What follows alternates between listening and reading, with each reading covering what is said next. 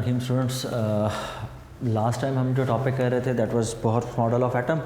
Bohr model of atom के आगे उसके सब टॉपिक्स हैं क्वांटाइज एनर्जी को और quantize radii.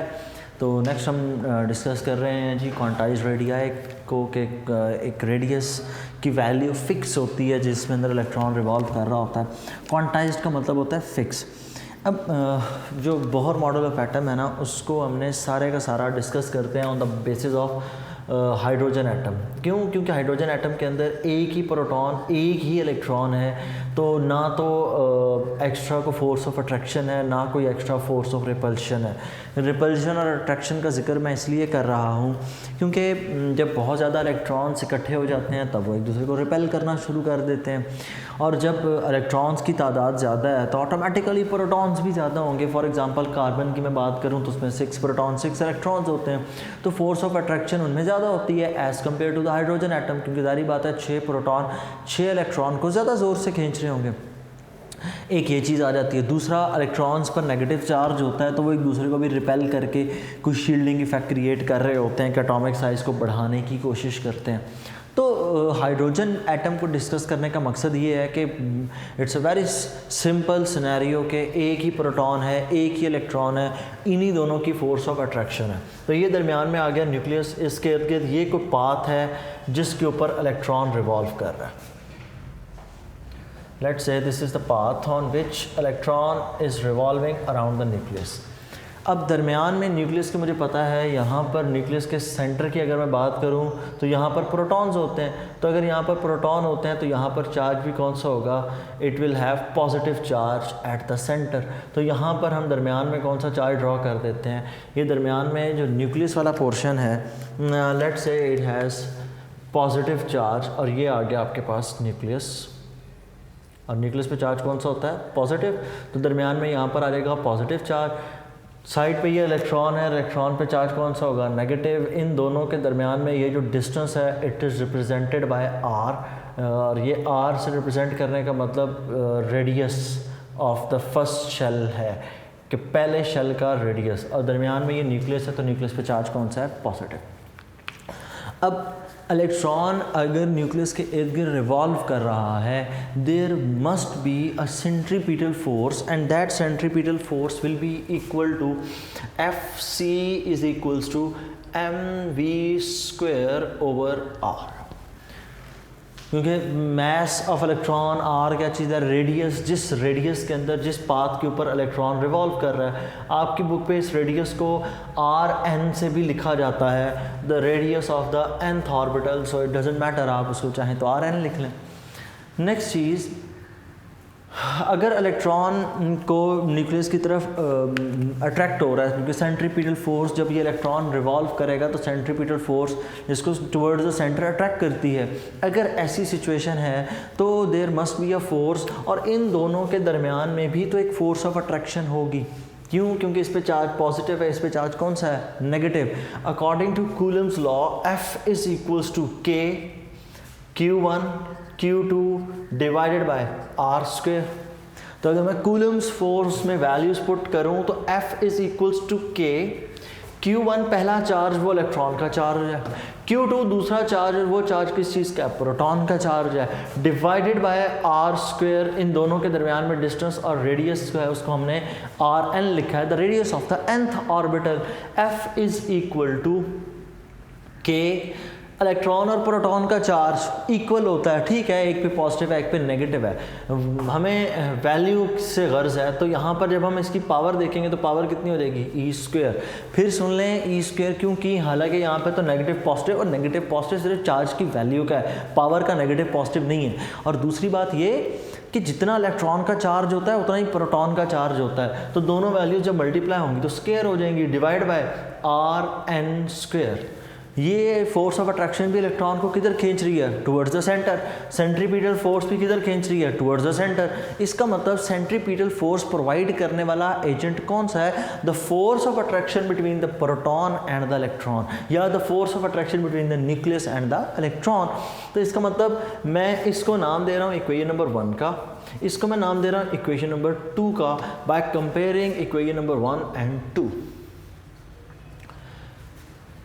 by comparing equation number 1 and 2, अगर मैं 1 और 2 को कंपेयर करूं तो मैं कुछ यूँ लिख सकता हूँ mv² over r, mv² over r is equals to ke² over rn², यहाँ पर भी है rn। थोड़ा सा इसको सिंप्लीफाई कर लें तो सिंप्लीफाई करके हम यूँ लिख सकते हैं, इस rn को इस r से कैंसिल कर दें तो मैं लिख सकता हूँ mv² is equals to ke² over rn, velocity of the electron. ये थोड़ा सा पुट करना मुश्किल है, तो इसके बाद हम चाहें तो इसको यूँ लिख सकते हैं, एज वी नो, हमने एक फॉर्मूला पढ़ा था postulate number 2 Bohr's model of atom के अंदर, एज वी नो हमने वहाँ पर पढ़ा था formula mvr is equals to nh over 2 pi. इस क्वेश्चन का मैं नाम दे रहा हूँ 3 का। तो mvr is equals to nh over 2 pi. अगर मैं यहाँ से वेलोसिटी की वैल्यू निकाल लूँ तो velocity should be equals to nh over 2 pi m into r। ये m और r दोनों राइट साइड पर आकर हो जाएंगे डिवाइड। अगर ये डिवाइड हो जाए तो velocity is equals to nh over 2 pi m r। By putting the value in equation number 3, by putting value in equation number 3, अगर मैं इक्वेशन नंबर 3 के अंदर वैल्यू पुट करूं तो इक्वेशन नंबर 3 कुछ यूँ हो जाएगी मेरे पास, m v की जगह वैल्यू पुट हो जाएगी तो वो v की जगह nh over 2 pi m into r, ऊपर स्केयर है तो एज इट इज स्केयर आ जाएगा, is equals to right side पर है ke² divided by r n, और यहाँ पर भी r के साथ n लगा देंगे क्योंकि हम radius of the nth orbital की बात कर रहे हैं। स्केयर को ओपन करें तो हमारे पास ये कुछ यूँ हो जाएगा m n² h² divided by 2 का स्केयर हो जाएगा 4 पाई² m r n²। हर एक वैल्यू के ऊपर स्केयर पुट हो जाएगा सिवाय इस m के, चूँकि ये बाहर है, is equals to ke² over r n। इस r n को इधर शिफ्ट कर देते हैं और ke² को उधर जाकर हम कर देते हैं डिवाइड। ये r n से कैंसिल हो जाए तो यहाँ पर रह जाएगा सिर्फ r n is equals to, एक m इस m से कैंसिल हो गया तो इस साइड पर रह गया n² h² divided by 4 पाई² m and ke²। फिर देख लें मैंने किया क्या, मैंने rn को इधर शिफ्ट किया, एक rn से कैंसिल होकर सिंपल rn बच गया, ke² को उधर डिवाइड, m से कैंसिल, तो बाकी इक्वेशन रह जाती है n² h² over 4 पाई² m ke²। n यहाँ पर क्या चीज़ है, प्रिंसिपल क्वांटम नंबर, उसके लिए क्या पुट हो जाएगा, उसके लिए पुट हो जाएगा 1। तो अगर मैं फर्स्ट ऑर्बिटल के लिए पुट करूँ तो फर्स्ट ऑर्बिटल के लिए पुट करते वक्त सारी वैल्यूज़ हमने किस तरह से पुट करनी है, n की जगह हमने पुट करना है 1, h की जगह हमने पुट करना है 6.63, 10⁻34 जूल सेकेंड, 4 कांस्टेंट है, पाई की जगह पुट हो जाएगा 3.14, मास ऑफ इलेक्ट्रॉन पुट हो जाएगा 9.1 10⁻31 किलोग्राम। के कांस्टेंट है तो के कांस्टेंट की जगह पुट हो जाएगा के इज इक्वल्स टू 9 इंटू 10⁻9, ये इलेक्ट्रोस्टैटिक कांस्टेंट है चैप्टर 12, न्यूटन मीटर स्क्वायर पर coulomb square. E charge of electron, तो E is equals to 1.6 10⁻19 coulomb put हो जाएगा।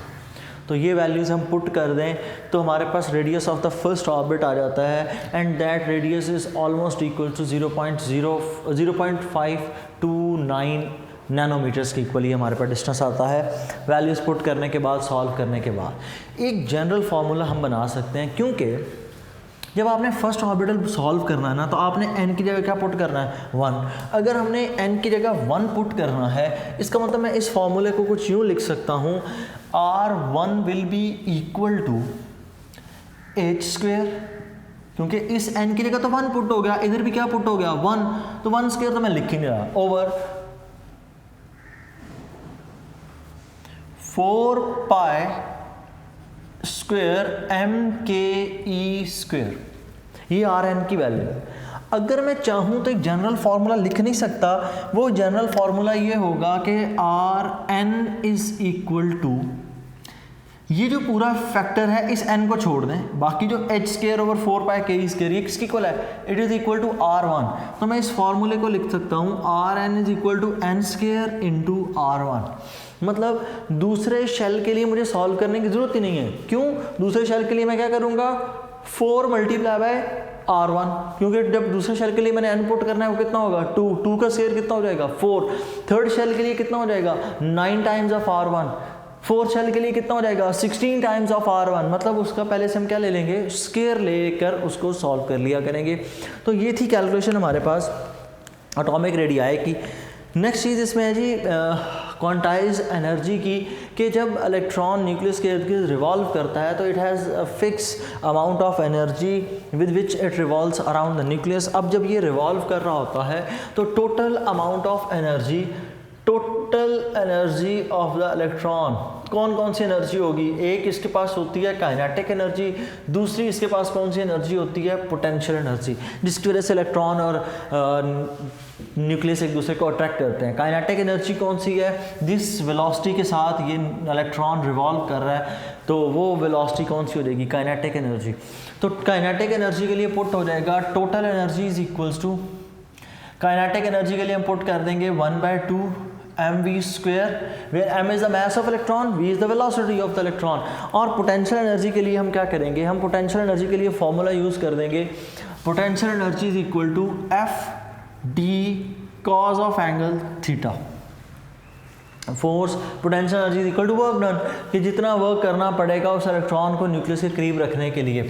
सो total energy is equals to 1/2 mv², force इन दोनों के दरमियान में अट्रैक्शन की, वो तो कूलम से मैं पुट कर दूंगा, ke² over Rn² into displacement. Displacement मतलब इन दोनों के दरमियान में डिस्टेंस, वो किसकी इक्वल है, r, तो d की जगह क्या पुट हो रहेगा, Rn।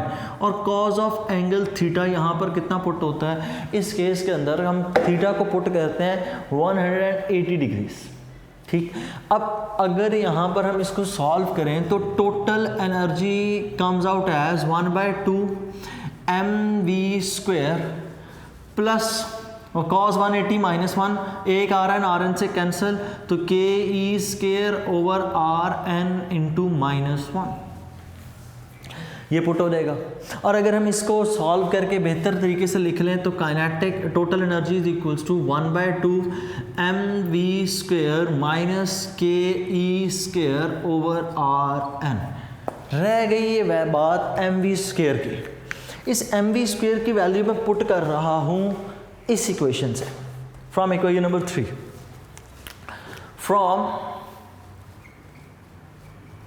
इक्वेशन नंबर 3 से मैं mv² की पूरी वैल्यू पुट कर रहा हूँ। अगर मैं mv² की पूरी वैल्यू रिप्लेस करूँ तो total energy will be equal to 1/2 ke² over Rn minus ke² over Rn। Next इसमें अब जब सॉल्व आप करेंगे तो आपको लेना पड़ेगा एलसीएम। आप एलसीएम ले लें, वेल एंड गुड, नहीं होता कोई बात नहीं, कॉमन ले लें, बहुत आसान हो जाएगा आप लोगों के लिए। Total energy is equals to ke² over Rn, ये आ गया कॉमन, यहाँ से रह जाएगा 1/2, यहाँ से रह जाएगा 1, क्योंकि सारे का सारा बाहर कॉमन जा चुका है। अब आप इसका एलसीएम ले लें तो आंसर आ जाएगा -1/2, क्योंकि आधे में से एक माइनस करेंगे तो छोटे में से बड़ी वैल्यू माइनस कर रहे हैं तो माइनस में आंसर आना है। तो total energy is equals to -1/2 ke² over Rn, ये हमारे पास आ गई टोटल एनर्जी। अब टोटल एनर्जी यहीं पर बेशक फाइंड करनी है, पहले शेल के लिए वैल्यूज पुट कर दें, k की जगह इलेक्ट्रोस्टैटिक कांस्टेंट, E की जगह charge of electron R and radius of that particular shell जिसके अंदर इलेक्ट्रॉन है। हाइड्रोजन के लिए पहला है तो R1 पुट हो जाएगा, R1 0.059 नैनोमीटर मैं बता चुका हूँ आपको। अगर यही सिचुएशन रहे तो हम इसको मज़ीद भी बेहतर करके लिख सकते हैं। मज़ीद बेहतर करके लिखने की कोशिश करें तो I can write it as total energy is equal to minus k e square over 2 RN। R की वैल्यू अभी मैंने फाइंड की, RN की वैल्यू मैंने फाइंड की एन स्केयर एच स्केयर, ये formula n square h square over 4 pi square m k e square. अगर इसको मैं यहाँ पर पुट करूँ तो total energy will be equal to k e square over 2 और आर एन की जगह पुट हो जाएगा, आर एन की जगह पुट हो जाएगा n square h square over 4 pi square m k e square. ये हो रहा है थर्ड डिनोमिनेटर, इसको शिफ्ट करवा दें ऊपर। अगर हम इसको ऊपर शिफ्ट करवा दें तो total energy will be equal to minus 4 pi square m k e square के से मल्टीप्लाई होके के स्केयर ई से मल्टीप्लाई होके e raise power 4 divided by 2 n square h square. 2 को भी कैंसिल कर दें ऊपर तो total energy will be equal to 2 pi square m k square e 4 divided by n square h square. अब ये सारे के सारे फिर कांस्टेंट्स हैं और कोई नया कांस्टेंट मुझे नहीं नज़र आ रहा कि उसमें कोई नया कांस्टेंट लिखा हुआ है। पाई यूज़ हो रहा है, उसके बाद एम यूज़ हो रहा है, फिर वहाँ पर के यूज़ हो रहा है, फिर वहाँ पर देखें तो ई यूज़ हो रहा है, फिर देखें तो एन यूज़ हो रहा है, एच यूज़, सारे के सारे कांस्टेंट्स वही हैं। एन तब पुट करना है जब पहला शेल है, दूसरा शेल है, तीसरा शेल है एंड सो ऑन। तो अगर मैं एन को 1 पुट कर रहा हूँ फॉर फर्स्ट शेल, या सीधी सीधी बात करें तो हाइड्रोजन की बात हो रही है तो पहले शेल के लिए n कितना पुट हो जाएगा 1, तो energy of the first orbit E1 will be equal to, क्योंकि टोटल एनर्जी पहले शेल के E1 कहूँगा 2 pi square m k square E4 divided by n square h square. और n की जगह मैंने क्या पुट करना था 1, उसकी 1 की तो वैल्यू ही कोई नहीं है पुट करते वक्त। इसका मतलब ये आंसर आ जाएगा मेरे पास। पहले शेल के लिए जब हम एनर्जी निकालते हैं, सारे के सारे को सॉल्व करते हैं, तो फर्स्ट शेल के लिए एनर्जी आती है, it is called 13.6 electron volt minus sign के साथ, माइनस 13.6 इलेक्ट्रॉन वोल्ट एनर्जी का आंसर आता है। नेक्स्ट चीज़ इसमें जो बड़ी इंपॉर्टेंट है वो ये कि बेसिकली एनर्जी के लिए फॉर्मूले, तो अगर मैंने सेकंड फाइंड करना होता तो मैंने यहाँ पर एन की जगह क्या पुट करना था 2 स्क्वायर, 3 पुट करना है तो 3 स्क्वायर। इसका मतलब मैं E2 के लिए फॉर्मूला लिख सकता हूँ E2 is equals to E1 divided by 4। दूसरे शेल के लिए n कितना पुट होना है 2, तो उसके लिए क्या रहेगा 2 का स्क्वायर कितना हो जाएगा 4। थर्ड शेल के लिए एनर्जी किसकी कुल होगी, थर्ड शेल के लिए एनर्जी हो जाएगी the energy of the first shell divided by third shell है तो 3 का स्क्वायर पुट करेंगे तो कितना हो जाएगा 9। फोर्थ शेल के लिए कितना आ जाएगा 16 एंड सो ऑन। तो यूँ आप चाहें तो एनर्जीज को as it is next solve कर सकते हैं। नेक्स्ट यहाँ पर 2 डेफिनेशन लिखी हैं, एक डेफिनेशन लिखी है ग्राउंड स्टेट और एक लिखी है एक्साइटेड स्टेट की। तो ग्राउंड स्टेट क्या होती है, जब एक इलेक्ट्रॉन अपने असल शेल के अंदर मौजूद हो तब उसे इसकी ग्राउंड स्टेट कहा जाता है। जब इलेक्ट्रॉन को आप एनर्जी दें तो वो लोअर से हायर में जंप करता है, और अगर इलेक्ट्रॉन अपने असल शेल में मौजूद नहीं है बल्कि एनर्जी को एब्जॉर्ब करके किसी हायर शेल में मौजूद है, then it is called excited state. और इस दौरान जो एनर्जी इलेक्ट्रॉन अपने पास पोजेस करता है that is called energy of excitation. उसको एक्साइटेड स्टेट भी बोलते हैं और एनर्जी ऑफ एक्साइटेशन भी बोलते हैं। नेक्स्ट इसमें लिखी हुई है डेफिनेशन एक आयोनाइजेशन एनर्जी। आयोनाइज का मतलब होता है कि इलेक्ट्रॉन को परमानेंटली किसी न्यूक्लियस में के होल्ड से रिमूव करवा देना, मतलब किसी एटम में से आपने इलेक्ट्रॉन को निकाल बाहर किया है। That energy is called ionisation energy, the amount of energy required to remove an electron from an isolated gaseous atom is called ionisation energy.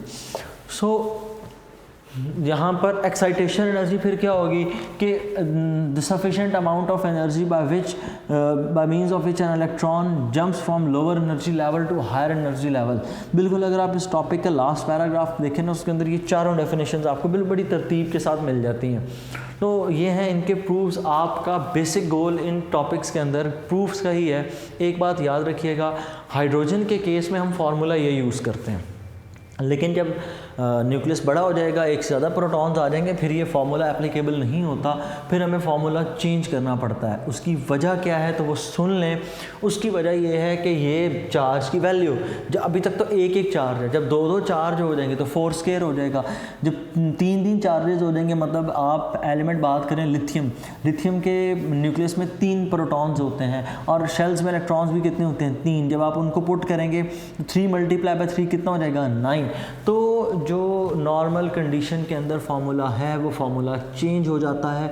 Formula change होके इस ई के साथ z स्क्वायर पुट होना शुरू हो जाता है। z मतलब एटॉमिक नंबर, ठीक। तो नेक्स्ट जब मैं टॉपिक आपको एक्सरेज करवाऊंगा तो उसके अंदर इस फार्मूले को मैं डिटेल से टच कर दूंगा। ऑल्दो उसका प्रूव नहीं होगा वहाँ पर, लेकिन जितना उस टॉपिक के लिए ज़रूरी होगा मैं उतना एक्सप्लेन कर दूंगा। तो इस सारे की सारी एनर्जीज़ को ख़ास तौर पे रेडियाई एज सच इंपॉर्टेंट नहीं है जितना एनर्जी आगे इम्पैक्ट अपना रखता है, क्योंकि उसी की बेस पे आपने एक्सरेज पढ़नी है। तो इनको अच्छे से प्रिपेयर कीजिएगा, अपना ख्याल रखिएगा। अल्लाह हाफ़िज़।